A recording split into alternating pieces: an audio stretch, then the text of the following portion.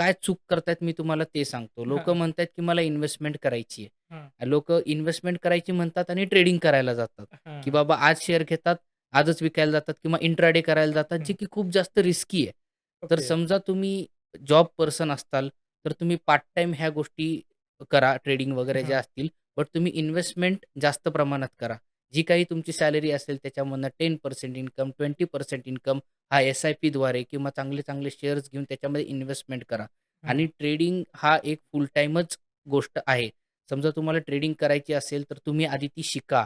2 ते हं. 3 वर्ष आधी पेपर ट्रेडिंग करा. पेपर ट्रेडिंग म्हणजे काय असतं, की डेमो अकाउंटवरती ट्रेड करा, प्रॅक्टिस करा बरं. त्या गोष्टी. जरी तुम्ही आज फुल टाईम एम्प्लॉयी असाल कोणत्याही हं. कंपनीमध्ये, ऑफिसहून आल्यावरती ह्या गोष्टी बघा कशा असतात.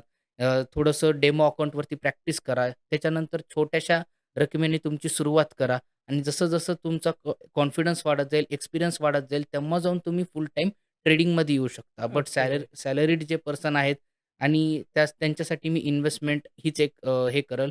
कारण हा एक रिस्की बिझनेस आहे. Consider it as only business.